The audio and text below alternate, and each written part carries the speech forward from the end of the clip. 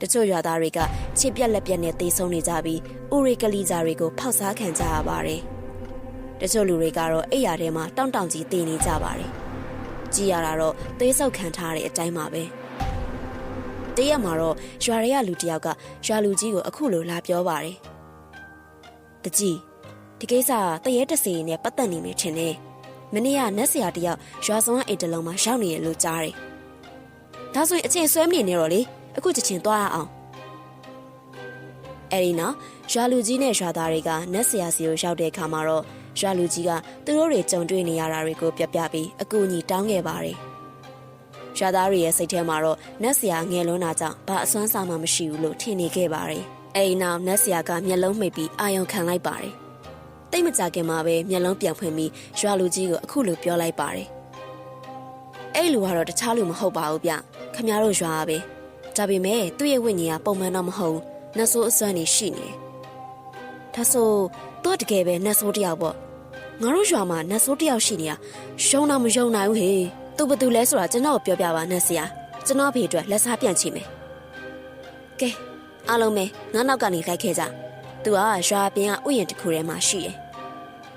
အဲ့နောက်နတ်ဆရာကရွာသားတွေကိုခေါ်ပြီးအဲ့အိမ်ကိုသွားကြပါတယ်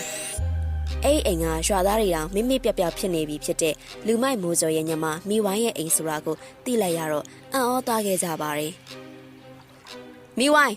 ထွက်လာခဲ့စမ်းနေကနေကိုရဲ့ခြေအောင်နေကလိုက်နေတာပေါ့လေ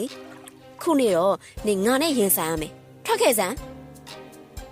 အောင်ပူကစောင့်မနေတော့ပဲအကြောက်လည်းမရှိရွာသားတွေခြားတဲ့ကနေပြေးထွက်သွားခဲ့ပါတယ်အောင်ပူကအတော်လေးကိုဒေါသထွက်နေခဲ့ပြီးမိဝိုင်းကိုအကြီးအကျယ်အော်ခေါ်ခဲ့ပါတယ်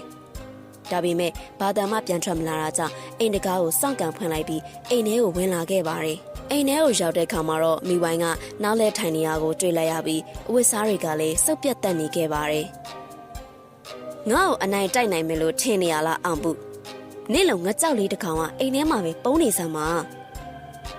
အောင်ပူကဒေါသတွေအရှမ်းထွက်သွားခဲ့ပြီးတော့ဓမြောင်တစ်ချောင်းကိုကိုင်းကမိဝိုင်းစီကိုပြေးသွားခဲ့ပါတယ်မိဝိုင်းကနောက်ကိုပြန်လှည့်ပြီးအောင်ပူရဲ့လေပင်ကိုဆွဲမကသူမရဲ့လက်သေးတွေနဲ့ဘိုက်ကိုဖောက်ပြက်လိုက်ပါတယ်အဲ့နောက်အောင်ပူရဲ့အလောင်းကိုထုတ်တန်းမှာဆွဲထားလိုက်ပါတယ်မိဝိုင်းကအပြင်ကိုခွန်ပေါက်ထွက်သွားပြီးရွာသားတွေစီကိုပြေးလာခဲ့ပါတယ်သူမကိုကြည့်ပြီးတော့ရွာသားတချို့ဟာအကြောက်လွန်ပြီးခြေဦးတရားကိုထွက်ပြေးပါတော့တယ်အဲ့ဒီနေရာမှာရွာလူကြီးနဲ့နတ်ဆရာသားကြံနေခဲ့ပါတယ်ရွာလူကြီးကသူ့ရဲ့တနက်နဲ့မိဝိုင်းအောင်ပြစ်ပါတော့တယ်ဒါပေမဲ့မိဝိုင်းမှာနတ်ဆိုးရဲ့စွမ်းအားတွေရှိနေတော့ကြည်စံကိုခုတ်ပေါက်ပြီးတော့ရှောင်နိုင်နေခဲ့ပါတယ်နတ်ဆရာကလည်းသူ့မှာပါတဲ့နတ်ဆိုးနိုင်အင်ဆက်တွေနဲ့မိဝိုင်းကိုပြစ်ပေါက်ခဲ့ပါတယ်အဲ့ဒါကြောင့်မိဝိုင်းလည်းအရန်ကိုဒေါသထွက်သွားပြီးအခုလိုပြောလိုက်ပါတယ်ငါဒေါသလာစနေတဲ့ကောင်လေးအေးဂုတ်ချိုးပြီးတော့တတ်ပြစ်မယ်ကဲဒါဆိုလေဂူအောင်ပိုးပိုးကြီးရဲ့မော်ကျင်လုံးအစွန်မြည်ကြည့်လိုက်ပါဦးအဲ့ဒီနောက်နတ်ဆရာကမိဝိုင်းစီကိုပြေးသွားခဲ့ပြီးတော့မော်တုံးနဲ့တစ်ချက်ရိုက်လိုက်ပါတယ်မိဝိုင်းလည်းမော်တုံးနဲ့အရိုက်ခံလိုက်ရတာကြောင့်ဆူဆူဝါးဝါအော်ဟစ်လိုက်ပြီးအိမ်ထဲကိုပြန်ပြေးဝင်ခဲ့ပါတယ်အဲ့ဒီနောက်အိမ်ထဲမှာစားဖို့ချန်ထားတဲ့လူအသေးတစ်ခုလုံးကိုစားပြစ်လိုက်ပါတယ်အဲ့ခါကျမှသူမရဲ့စွမ်းအားတွေကိုပြန်ရသွားခဲ့ပါတယ်ဒီတစ်ချိန်မှာတော့သူမရဲ့ရှေ့မှာရှိနေတဲ့လူအလုံးကိုတပ်ပြစ်နိုင်လောက်တဲ့အထိစွမ်းအားတွေပြည့်နေခဲ့ပါတယ်နတ်ဆရာကသူမကိုမှော်တုံးနဲ့တစ်ချက်ပဲရိုက်ပြီးတော့ဆုံးမခဲ့ပေမဲ့သူမကတော့မနာခံခဲ့ပါဘူးမိဝိုင်းကအိမ်ထဲကနေခုန်ထွက်လာခဲ့ပြီးတော့ရွာလူကြီးကိုချောင်းနဲ့စောင့်ကန်လိုက်တာကြောင့်ရွာလူကြီးလည်းရင်းထွက်သွားခဲ့ပါတယ်အဲ့ချိန်ကျမှနတ်ဆရာဟာဂါထာဆရွတ်ခဲ့ပါတယ်ဒါပေမဲ့မိဝိုင်းကနတ်ဆရာစီကိုပြေးလာခဲ့ပြီးတော့နတ်ဆရာရဲ့ဘေးကိုစောင့်ကန်လိုက်တာကြောင့်နတ်ဆရာလည်းလဲကျသွားခဲ့ပြီးတော့ချက်ချင်းပြန်ပြီးတော့ထမလာနိုင်ခဲ့ပါဘူးအဲ့ဒီချိန်မှာပဲရွာလူကြီးကပြန်ထလာခဲ့ပြီးတော့မိဝိုင်းကိုတနက်နဲ့ပြစ်ဖို့အတွက်ချိန်လိုက်ပါတယ်ဒါပေမဲ့မိဝိုင်းကရွာလူကြီးရဲ့လက်ထဲကတနက်ကိုဆွဲယူလိုက်ပြီးတော့ရွာလူကြီးရဲ့ခေါင်းကိုချိန်ပြီးပြစ်ထည့်လိုက်ပါတယ်အဲ့ချိန်ကျမှနတ်ဆရာလည်းပြန်ထလာနိုင်ခဲ့ပြီးသူ့ရဲ့မော်တုံးနဲ့မိဝိုင်းရဲ့ခေါင်းကိုရိုက်လိုက်တဲ့အခါမှာတော့မိဝိုင်းလည်းသွေးစိမ့်နေပန်းကလဲကျသွားခဲ့ပါတယ်မိဝိုင်းကဆူဆူဝါဝါအော်ဟစ်ငိုကြွေးနေရင်နတ်ဆိုးရဲ့အစွမ်းတွေကသူမစီကနေထွက်သွားခဲ့ပါတယ်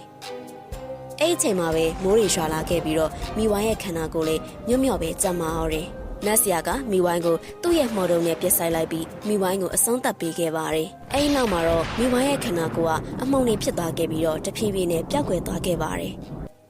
နတ်ဆရာကရွာလူကြီးရဲ့အလံကိုပြန်တယ်လာခဲ့ပြီးတော့မိတချိုပေးခဲ့ပါတယ်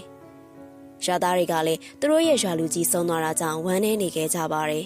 ။မိဝိုင်းရဲ့ယောက်ျားတာတင်ပြန်လာတဲ့ခါမှာတော့သူ့မိန်းမရဲ့တည်င်းကိုကြားပြီးအံ့ဩသွားခဲ့ပါတယ်။ဒီရွာမှာသူ့မိန်းမလည်းမရှိတော့ဘူးဆိုတော့ဒီရွာမှာမနေတော့ဘဲနဲ့တခြားတနေရာကိုပြောင်းသွားခဲ့ပါတယ်။ဟုတ်ကဲ့ပါရှင်။ဒီနေ့တင်ဆက်ပေးသွားတဲ့အကြောင်းအရာလေးကိုနားဆင်ရတာပရိသတ်တို့အနေနဲ့သဘောကျနှစ်သက်လိမ့်မယ်လို့မျှော်လင့်မိပါတယ်။